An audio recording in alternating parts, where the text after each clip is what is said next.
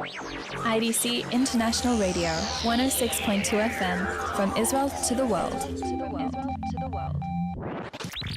You're listening to 106.2 FM IDC International Radio. I'm Etai Handman, and have the wonderful pleasure of having three honorable guests joining us in studio for a roundtable discussion focusing on the European threat, what's going on in Europe vis-a-vis the terrorist organizations that have targeted many locations across Europe, the vulnerabilities that Europe faces, the foreign fighter issue, and of course the migration issue. Joining us in studio is Mr. Paul Cruickshank, the editor-in-chief, CTC Sentinel, and the CNN terrorism analyst.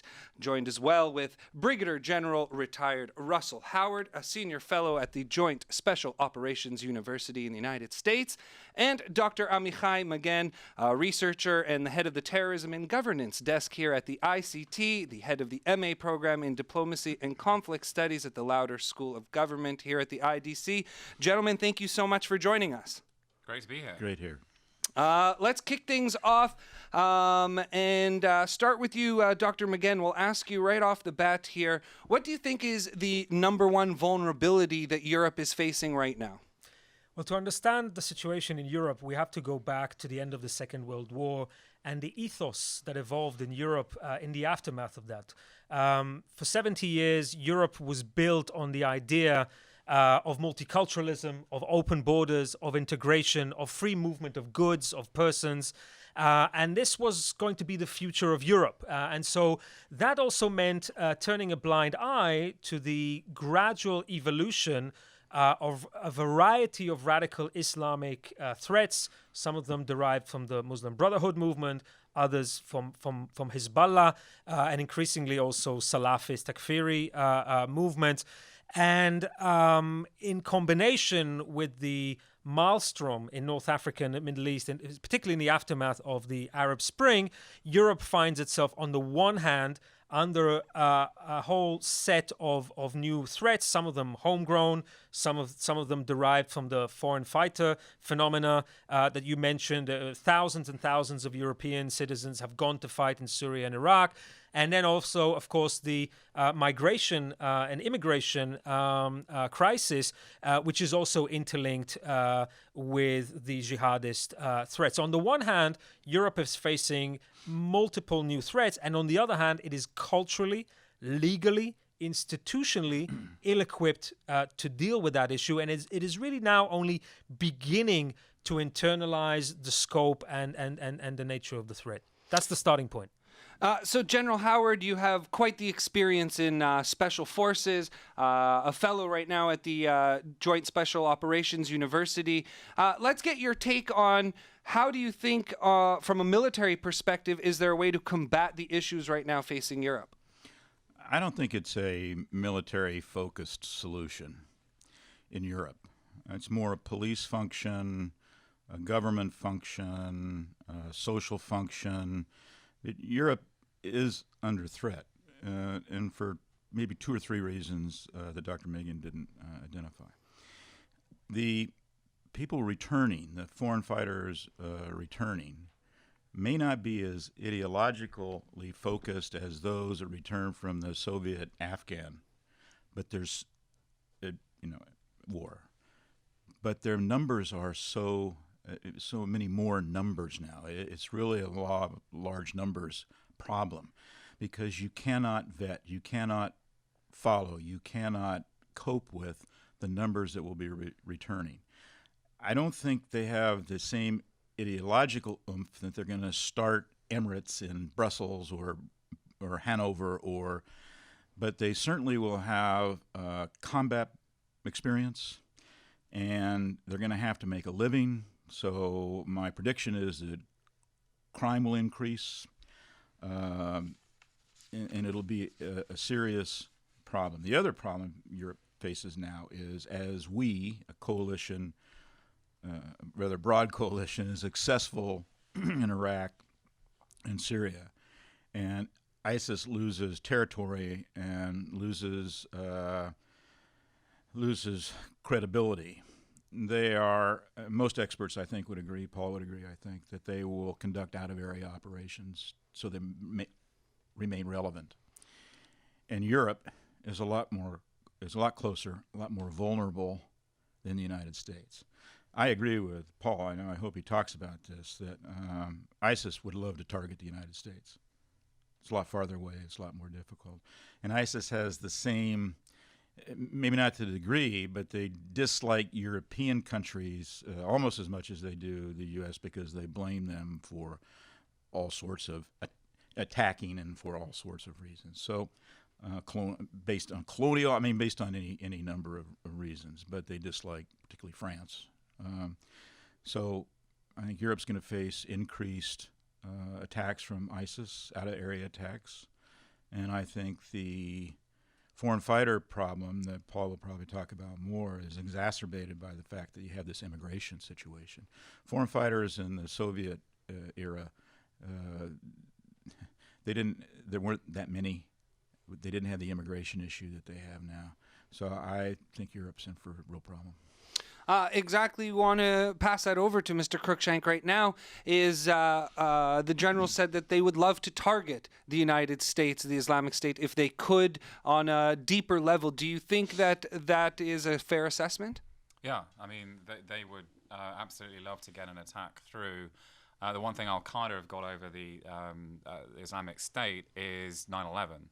And so ISIS is going to do everything they possibly can to get an attack through against the United States. They're the best resourced, richest terrorist group in history. They've got more foreign fighters than any group in history, more Western foreign fighters than any group in history. They're the first terrorist group to control such large chunks of territory in Syria and in Iraq, some other places as well.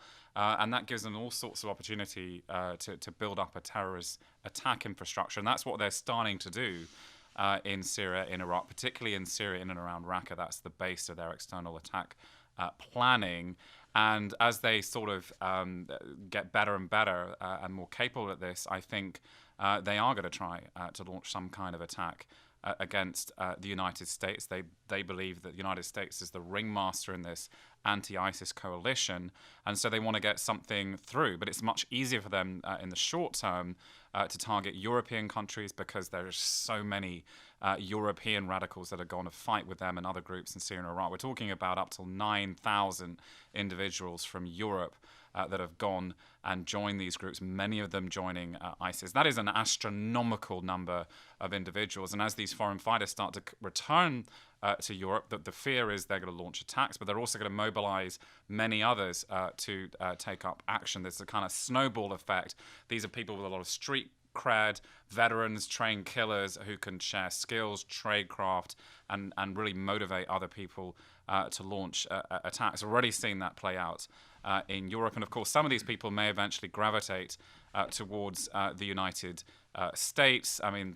It's not impossible for some of these Europeans to get in to America, but it's much more difficult because of all the counterterrorism infrastructure that the United States has built up in the years since 9/11. They basically have to get on a plane to get on the United States, and it's difficult to get on a plane if you're on any sort of watch list. But the worry is there will be people who kind of fall between the cracks, who are not watch listed, that Europeans are not aware of, travel to Syria and Iraq, and that they may manage to get people through into the United States. But in the United States, they don't have anything like the same logistical support structure that they have in Europe, and that's been absolutely crucial to their capability to launch attacks in Europe. And they're really pulling the strings from Raqqa, Syria.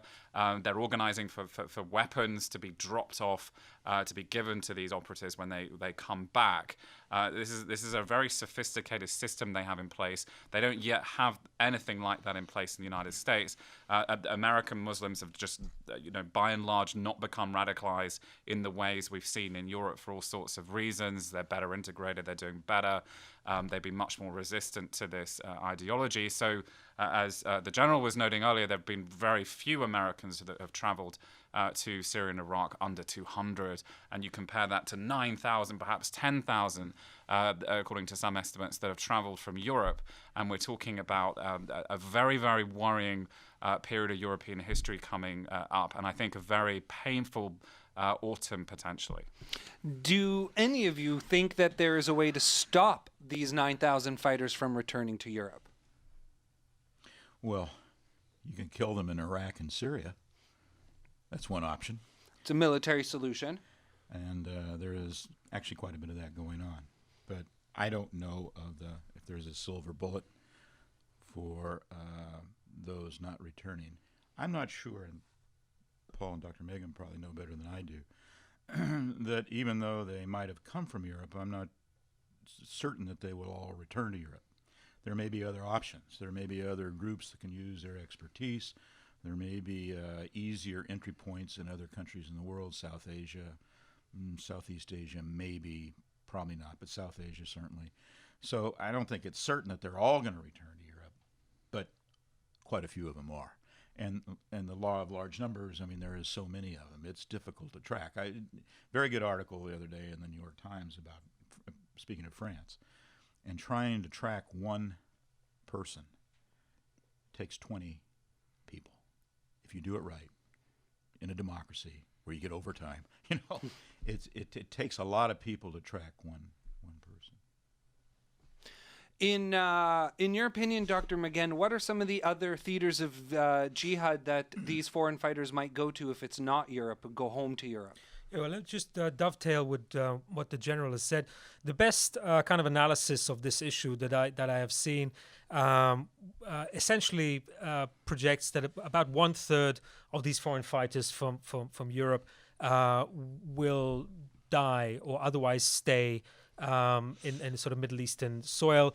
About 1/3 will migrate to other places, including Turkey, various countries in North Africa or around the globe.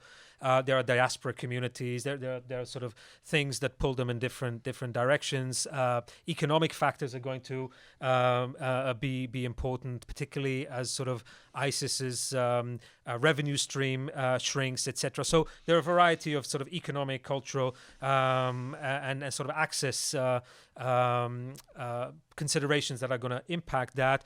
And then you have about 1/3 who will try at least to get back to Europe.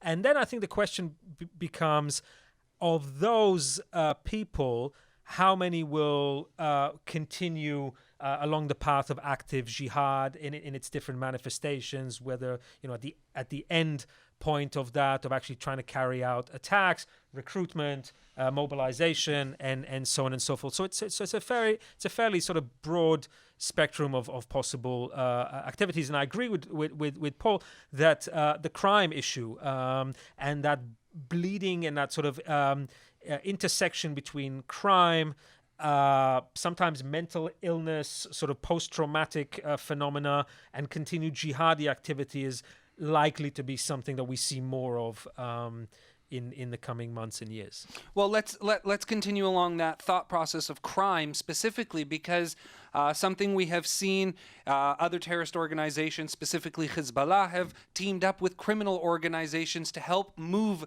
money, drugs, weaponry, whatever it be. And as you just mentioned, Dr. Magen, that the revenue streams for ISIS are going to start to freeze up a little bit as the coalitions continue to destroy oil fields and take over territory where they have been able to tax citizens. Where do you think that they are going to look to their new revenue streams to help finance these things? Do we think that that they are going to team up with criminal networks that are operating out of Europe right now?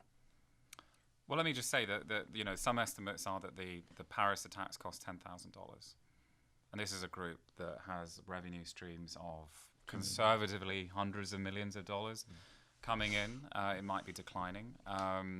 So, as the director of the CIA and others have pointed out, they're going to be able to continue to launch international terrorism attacks for a long, long time, and they're going to be able to do it on a bigger scale and put together more ambitious plots.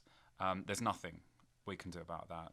But clearly, shrinking their revenue streams is very important in terms of defeating them in Syria and Iraq, and there's been some significant progress on that, according to some estimates and documents, in fact, that came out from ISIS. There have been all sorts of pay cuts, as big as 50% pay cuts for some of their fighters, and all of that is sign that it's a group in trouble, and to a certain degree, the so-called caliphate is unraveling. But when it comes to international terrorism, they have plenty of money. And in Europe, I mean, a lot of these guys who are getting involved in these plots are kind of in gangs when they were young, and some of them radicalized in prison, and they're bringing those skills to bear in plotting international terrorism when they come back from Syria. They know how to operate clandestinely. They know where to get weapons. They know what to do not to get caught, and they already have social networks that can help them with weapons, and they can even resort to crime to fund some of their activities. So it's very, very difficult to stop terrorism just because it's relatively cheap to carry out, and a horrific attack like Paris, we're talking as little as $10,000. Even if it's multiples of that, it's still a relatively small amount. But they are giving their operatives, when they send them back to Europe, cash. They're sending Western Union and other money service orders. So when they go through different way stations, they can pick up this cash, and then they can kind of move their way through. And they're sending not just European operatives now, but also Middle Eastern operatives. Iraqis, two of the stadium bombers were Iraqis. 3 Syrians just arrested in Germany yesterday. And just one extra point here, when it comes to thinking about the foreign fighters in Syria and Iraq and where they're going to go next, let's not think just about the Europeans. Let's think about the North Africans, the people from an alphabet soup of different other countries. And I think there's real concern in Europe right now when it comes to the security agencies that some of these North Africans, some of these other nationalities, they're not going to go back to Tunisia or Morocco because the security services are going to crack down on them pretty fast. Where could they go to? They could go to Europe. So, that number of potential returnees then gets much larger even still. And so this is a truly historic problem Europe is now facing. And it's unclear whether there's sort of the resources to meet this threat, the political will to set up the kind of security cooperation you now need in the European Union to stop there being repeated carnage on the streets of Europe. General? I wanted to talk about income streams, and one that we really haven't explored very much that I've been working on. And the Sentinel was kind enough to publish one of my writings is on the antiquities trafficking, looting and trafficking of antiquities in particularly Syria, but also Iraq, and the high dollar volume that they can earn from this particular practice because they pay a digger $1 a day or $2 a day. But they sell some of these artifacts in Europe, in Tokyo, in Beijing, for up sometimes hundreds of thousands of dollars. And it's a very difficult trade to stop. It's unfortunate this is happening, and it's what I'm trying to articulate, that is to stop the demand side. This stuff is being sold in the developed world, and I think we have an opportunity to help stop it. But it's a very lucrative form of business, and it's fairly low risk.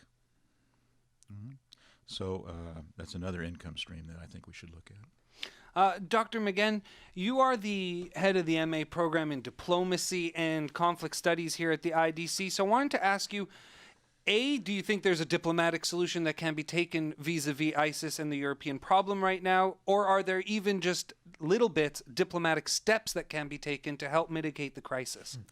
So that's a question that, again, has multiple parts. We know that Turkey and the European Union have signed an agreement to try to keep what are truly refugees, i.e. people who cross a single international boundary from a conflict area into Turkey. Those are properly sort of refugees. So there's that dimension. I'll mention a couple of other things. ISIS is not a partner in diplomacy. And it never will be. And that touches on a whole issue of whether we should be engaging non-state armed groups, whether we should be engaging violent extremist non-state armed groups. It's a large question. My sense is we don't want to do that. What we want to do, and this is going to be a challenge for many years and possibly generations, is to restore state-based political order in North Africa and the Middle East, because all of this, the main negative externalities, the terrorism, the migration, the crime, the refugees, is an outcome of political disorder. And ultimately, unless we are able to put Humpty Dumpty together again in some form, whether it's on the basis of sovereign nation states as we understood them and as the Middle East more or less sort of operated in the last 90 years, or whether it's on the basis of some kind of other political constellation, unless we are able to create conditions where human societies can ensure a basic degree of security, future for their children, and economic opportunities, we're going to deal with successive waves of actors who are going to produce these very negative externalities for us. Now, we're at an historical moment where the West has no appetite for state building after Iraq and Afghanistan. Neither the Americans nor the Europeans, nor do we see an external actor that is able to sort of restore regional stability, etc. But that needs to be our long-term goal. First and foremost in Syria and Iraq and Libya, but also there's a deeper crisis of governance in North Africa and the Middle East, states that are unable to provide essential public goods to their multitudes of young people. And we need to work on these governance issues, because in the long run, that's the only thing that's going to keep us safe and that's going to provide a decent future for the people of the Middle East. The people of the Middle East, Europe, are in a situation where they're trying to strike a balance between human rights and security at the moment. We see across Europe right now, specifically France, where laws were being enacted to protect secularism, to protect certain what they believe are rights of their citizens in their country. And some people look at it as this is going over the line right now, and that you are actually taking away people's human rights. Europe has always been a champion of human rights. Europe has always been a champion to trying to help the needy and the poor at the moment. You look at the refugee situation now flooding into Europe. They know that they have a problem with foreign fighters coming in, with ISIS sneaking terrorists within this refugee population. How does Europe balance the human rights factor with the security factor, and at the same time, because it's a democratic location, public opinion on the matter? Well, I would argue one of your premises there that Europe has always been a champion of human rights. In modern times, yes. Modern times. It hasn't always been a champion of human rights. But your specific question is, what can they do? I have sort of a jaundiced view of this. And I encourage you, this is not popular, by the way, and it won't be popular in this radio broadcast. But I said today that, we're looking at Europe 10, 20 years from now in this discussion. I want you to look at a Europe 50 or 60 years from now when the majority voting public might be Muslim. If you look at the demographic trends and the birth rates, and I had an Egyptian general tell me this, by the way, I didn't look it up, but he says, and they've done the math, that in 60 years, 2 or 3 European countries predominantly the majority will be Muslim voters. So, all the human rights, and if you can convince all European voters that there is one Europe, and then that's one thing. But I think that will be a challenge for Europe. Sticking with that, do you think that Europe is facing an existential threat then right now? I wouldn't put it that far. I mean, existential, when you're using that word, you're thinking nuclear Armageddon, you're thinking Cold War. No, but it's a very severe challenge, and it's probably the most severe challenge since the Second World War. And it's unclear whether European governments are going to have the political will and vision at a very difficult political time in Europe when people want less Europe, a lot of people want less Europe, when there needs to be a lot more Europe, more cooperation. The Belgian Prime Minister calling for a European CIA, others calling for a European FBI, but very, very difficult to put into place with all these different nation states and their histories and traditions and their jealous guarding of national sovereignty in some of these very sensitive areas. But that's what's needed. I mean, you're going to have European security coordination on a whole different level for them to meet the severity of this threat. And at the moment, it's just very, very incremental. There's a little bit better cooperation, a little system set up to share a little bit more here and there. But frankly, when you speak to European officials who are working as investigators in the police services and the intelligence services, they are extraordinarily frustrated by the level of information sharing. It's not enough for them to do their jobs. They're not finding stuff out they need to find out in near enough time. And that's a real problem. Even in one country, the United States, there were all sorts of intelligence sharing problems before 9/11, stovepiping, and so on and so forth between the different agencies. But that was one country. And in Europe, you have 26, or Britain, will soon be leaving apparently, and so that's going to be a real challenge moving forward. And I'm yet to kind of see the European leaders who have that vision and are willing to make the political sacrifices to make that argument that you need to completely change the script here. So when looking at it from that perspective, then, can we say that Europe has, or at least the leadership in the European countries, have they learned their lessons from these last few major attacks that have occurred on European soil? Or have we not even reached the tipping point yet that pushes them to that point? It's a process. We started off this conversation by drawing a broad historical perspective and understanding that the lessons that Europe drew out of the disasters of the First World War, the Great War, and the Second World War, took Europe in a particular trajectory: multiculturalism, integration, supranationalism, open borders.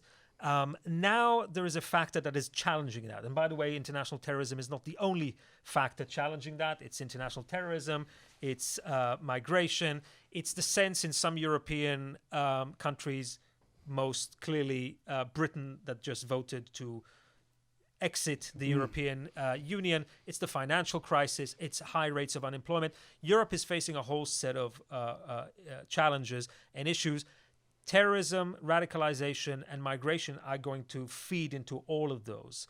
I'd like to, it's probably a little bit ironic that an Israeli is more sanguine and more optimistic about the future of Europe than perhaps Paul is, but I want to caution against presentism, the tendency to believe that what has been and what is will be. I'd like to believe that in Europe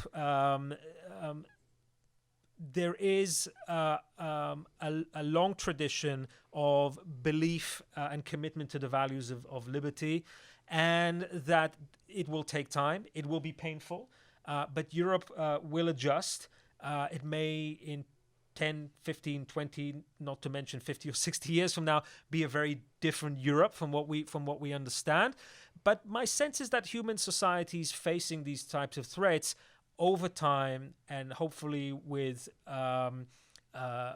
without too much violence and fallout, will be able to adjust. And as an Israeli, I believe in the great ability of people to innovate their way out of problems, and I believe that Europe will be able to do that as well over time. Well, just to go back to the original question there, was that we've seen with the United States, 9/11 was a tipping point. They went to war after 9/11. In Israel, for example, during the Second Intifada in April of 2002 or 3, I must say there, that was a tipping point. Every week there was a bus bombing in Tel Aviv or Jerusalem that led to a huge Operation Defense Shield, which also led to a wall being built to separate.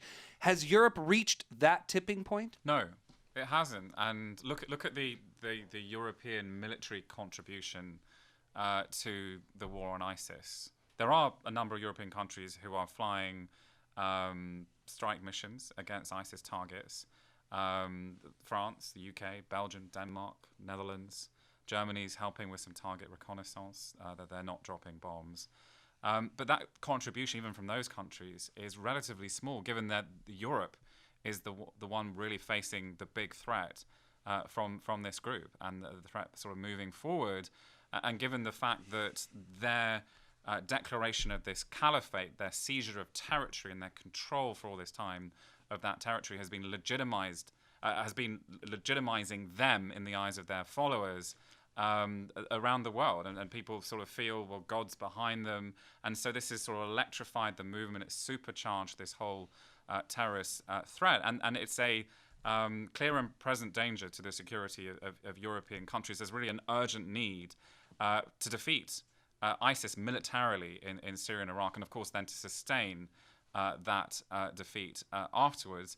But just in pure military terms, and I'll let the general also weigh into this, we're talking about just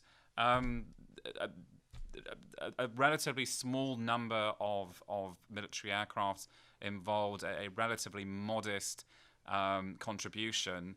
And the threat is just much bigger than that, and it's really, the Americans are having to do a lot of the burden lifting here, even though the United States is less threatened by this group. So the Europeans need to think about that, and they also need to think about how do you win the whatever peace you can get, or whatever sort of settlement you can get after ISIS is defeated in Syria and Iraq, and how can you persuade Iraq to come up with a more inclusive political systems where Sunnis don't feel that they're marginalized, discriminated against, and so on and so forward. And there really needs to be a sort of a diplomatic offensive as well by the Europeans with these countries for them to be able to sort of put the house back together again in a much more inclusive way than in the past. And the Europeans have a lot of leverage when it comes to this. But long short of it is that Europeans need to show a lot more leadership than they are right now, to deal with this threat, because they're going to be the ones that are going to be the victims of this blowback that's going to come out. And the longer ISIS is in control of these areas, the bigger the problem is going to be.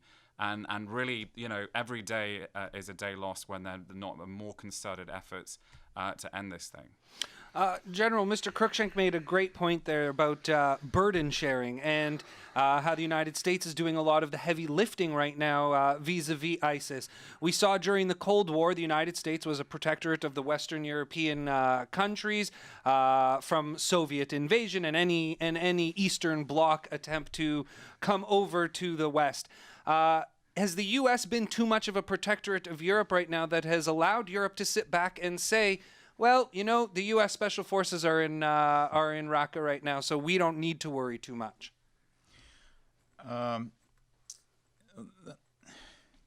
This question requires a couple, three different tracks on the answers. There is no enthusiasm in the United States now for major military operations anywhere, much less the Middle East. So what they're going to get there is about what they're going to get. Now, saying that, special operations, air, and good intelligence might be all that's needed for the military component. All right? Raqqa will fall. Mosul will fall, probably in the early spring. That's not going to stop ISIS. Become an insurgency or morph into something else. It won't stop. So, but that's about all the United States, I think, is going to contribute. So whether the Europeans pony up more or if more is required, that's a good question. I would like to respond to Dr. Magen's rather optimistic, and I hope you are absolutely correct. So do I. I think the measuring stick for your prognosis would be local politics in Europe. If very conservative parties start to win elections, like in Austria and perhaps France or other places, I'll be less optimistic about your particular analysis. I do hope you are correct, but I think local politics is going to play a lot in Europe on this situation. Is there any type of attack you can imagine that would happen on European soil that would send them over the edge in the sense of 9/11 styles in the United States? Yeah, I mean, if there's a significantly larger, more complex attack, maybe a simultaneous attack in different European cities, there's certainly some aspiration from ISIS. We know from some of the European operatives who have been interrogated, they have an ambition to do these sort of simultaneous multi-city attacks. All of those things could kind of increase the popular public sentiment for a more assertive approach from the Europeans. There's also a real concern now about ISIS deploying chemical weapons, some form of rudimentary chemical weapons, not the Hollywood version, but something quite simple that wouldn't really kill that many people, but it would scare the hell out of people. And those kind of things can sort of feed into the politics in Europe, and there may be sort of more demand for sort of more assertive action for greater cooperation in Europe. But there's also concern that could just really play into the extreme right, and that's exactly what ISIS wants to do. They want to, in their own words, shrink the grey zone, and they want there to be this far right reaction, and for Muslims to be targeted, and for that to sort of drive sympathy up for ISIS within the broader Muslim community. They're trying to make it as painful as possible for Muslims to live in Europe by launching provocative, atrocious attacks, killing priests. In one of their most recent messages, saying that you should go and kill the elderly, go and kill the street vendor, go and kill the nice shop assistant who smiles. You should do the most dreadful things possible, because they're trying to provoke this reaction, because what they really want is to drive the support upwards in terms of the Muslim community in Europe, because from their point of view, they're trying to make life very, very difficult for them by driving this extreme right reaction, and it's having some success. I mean, we've seen the far right feed off this in Europe. Your listeners will be very familiar with that story. I'm also, I'm a European at heart. I was born in Brussels. I've worked in the European institutions, and I'm, in the long term, I'm hopeful that Europe will be able to absorb this threat and move beyond it. But the worry is it's just happening so slowly. In terms of these incremental kind of improvements in cooperation, in terms of getting wise about this threat, that we're going to have some awful carnage on the streets of Europe in the next couple of years. I completely agree with you, Paul, that it's happening too slowly. Europe is reluctant to awake from the very pleasant sleep that it was under for 2 generations, where it essentially lived under an American security umbrella, spending less than 2% of GDP per capita on defense and security, because Europe essentially believed that it lived in a Kantian, post-nationalist, post-modern, post-religious world, and it is now experiencing a rude awakening. That takes time. That adjustment takes time. But let me tell you, I lived in England for several years in the 1990s. I went to university at Cambridge. I was an intern in Brussels at some point, and I remember in the late 1990s, nobody in Europe, middle to late 1990s, very few people ever heard the word jihad. Very few people ever heard the word Ummah, not to mention, Al-Qaeda, or very few people knew anything about this threat. And it was there. It was just underground, and it was in mosques and universities and so on and so forth. We are light years away from that state of complete ignorance. It has taken too long, and Europe does tend to take its time in finding solutions. But my sense is that diagnosis is already there, and Europeans will respond because they will have to. If we are correct, and this is a serious threat, and it will be manifested as a serious threat in the coming years and beyond, there will be a reaction. And in the long run, I believe that functioning states, democracies, markets, European societies, Western societies will, as Paul rightly said, be able to contain this, maybe not resolve this completely, but certainly live with it. It's something that we do in Israel every day. That's perhaps why I am optimistic, because we manage to maintain an open, pluralistic, thriving, dynamic society and economy while facing threats that many European countries would probably today find overwhelming. And yet we do it. And I believe that Europe will be able to do that as well in the long run. Fair enough. And before we wrap up here, I wanted to just touch on one last thing, and that is the barbarism of ISIS as a whole. And if that has scared the populations of European nations into not wanting to mobilize action. For example, we have, as Dr. Magen, you said you live here in Israel. You've seen it. Hezbollah is not a soft opponent. Hamas is not a soft opponent. Islamic Jihad, these are not groups that do things I guess, in the conventional ways. Al-Qaeda, barbaric organization, yet for some reason it seems that ISIS is just even a step above that. Has that pushed fear into the general public, in your guys' opinion?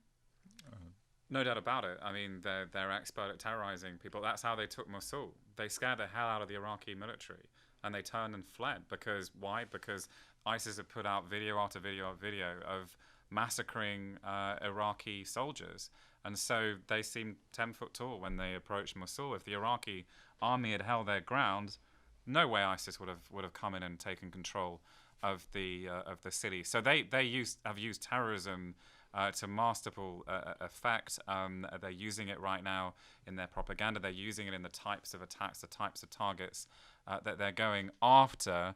But, and there is a but here, that terrible brutality, the savageness, is also going to be what in the end is going to lead to the absolute demise of ISIS, because it's just too much for people to stomach. Even for people radical-leaning, people tempted to follow the group, some of this brutality it just goes beyond the level that they find that they can live with.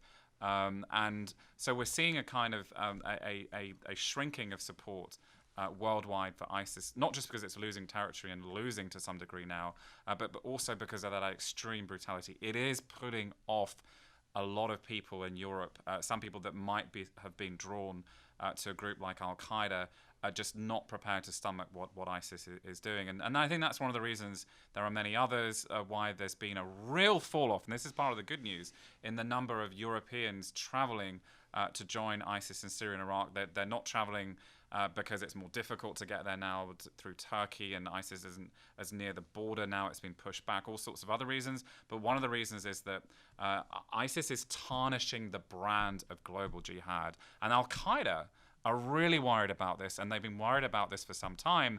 You'll recall back in 2005, Zawahiri sent a bunch of letters to Zarqawi, the founder of ISIS, like, stop butchering everybody, like, enough, because this is tarnishing our brand, this is hurting us. And they were really, really concerned about that, and even more concerned today. And that's why there's been this split. One of the reasons that there's this animosity and split between Al-Qaeda and ISIS right now is because of that extreme brutality. But Al-Qaeda are going in the other direction and trying to come up with a strategy to grow their support base around the Muslim world, because they think that only with the support of the Muslim masses are they ever going to achieve the aims of regime change in the Middle East. ISIS think that God is going to help them, that it's going to turn out okay for them in the end. So they're much more ready to be savage. Short term, it's been good. In the long term, this is how ISIS loses that support. Any final remarks, Dr. Magen, General? Well, I agree with Paul. There is a level of violence that general public will not tolerate. It's different in different countries. The United States was during the gangster era, and the population got fed up. In Colombia, the population got fed up with the FARC, and that's what really drove them to the negotiation table. It will happen in Iraq and in Syria. With regards to ISIS violence, I think in the United States, because perhaps we're far away, I think that level of violence actually is what's garnered some support for our president and our operations there. That to us, the violence is so extreme that something has to be done to protect those that can't protect themselves. And before your listeners think that I'm just an American here and have no reason to be talking about Europe, I mean, like you, sir, I lived in Europe as a child, graduated from high school in Europe, so I'm not a European expert, but I have a sense of feeling for the continent, and I really hope that your prognosis is correct. I just want to warn. One of the outcomes of this extreme, spectacular, barbaric violence is that we pay ISIS perhaps too much media attention, and we neglect other potential threats. You mentioned Al-Qaeda, which is making a comeback and mutating. But let us not forget the mothership of international Islamic extremism is Iran. And it is Iran's proxies. It is Hezbollah. It is Iran's support for groups like Palestinian Islamic Jihad and Hamas, and for the Houthis. And Iran and its brand of Shia extremism, to my mind, is just as dangerous, and in the long run, more dangerous, because it has this large extremist, determined regime behind it. And so far, certainly in the last few years, the West has decided to embrace this thing. And so at the moment, it enjoys a lot of good press. But in the longer run, I think the threat to Europe and to Western civilization more broadly that emanates from Iran and its proxies is just as serious as some of the more radical Salafist and Sunni groups. Well, that's another roundtable discussion to be had, Iran and its proxies. Mr. Cruickshank, wanted to thank you for joining us today. Could you let us know where our audience could read some of your stuff, get some of your information besides your appearances on CNN? Is there social media to follow? Well, yes, with the Combating Terrorism Center, we put out CDC Sentinel every month. It's a sort of a leading academic publication, some of the best experts and analysts contributing to that. I just interviewed the director of the CIA. That's out. In fact, General Howard was instrumental in all of the work that Combating Terrorism Center has done in terms of setting it up. And so we have a lot to be thankful to him. And also, I'll shamelessly plug a book I did called Agent Storm: My Life Inside Al-Qaeda and the CIA, which is not my life, but the life of a Danish recruit who was flipped by Western intelligence and started working with the Americans and the Brits and others to defeat Al-Qaeda in Yemen. And it's a true story, and really a sort of thrilling spy novel. And they're going to make a movie, Hollywood, and so check that out as well. On Amazon, we can get that. It's on Amazon, yeah, and it's also there's a Hebrew edition as well. So if you're, for the listeners here, check it out in Hebrew. Perfect, Dr. Magen. I know you do a lot of research and a lot of work. Where can some of your publications be found? In academic journals. Fair enough. And General Howard, you have quite a few monographs and some coming out. You even spoke about having one published with Mr. Cruickshank. Where could some of your other stuff be found? Well, McGraw-Hill is my publisher, and just Google Russell D. Howard Terrorism, and most of my books show up. The Joint Special Operations University Press has been very kind to me, as has the Combating Terrorism Center at West Point. And Paul gave me a great plug about the CTC, but I will tell you, the CTC has gone way beyond any of my expectations when I set it up. It is a class organization. Pound for pound, I think they do the best analysis on Al-Qaeda, and I think they're very closely approaching that for ISIS and other groups too. And Paul asked me today what I might encourage the CTC to do, and they already have to a degree, but I don't disagree with you about Iran and their proxies, and I think that's something the CTC can tackle in the future too. Gentlemen, thank you so much for joining us for a very enlightening discussion, illuminating stuff here on ISIS, the evolution of Europe, and the threat that is facing the European continent now. Dr. Magen, General Howard, and Mr. Paul Cruickshank, thank you so much for joining us. Have a wonderful day. Thank you. Thank you. Thanks.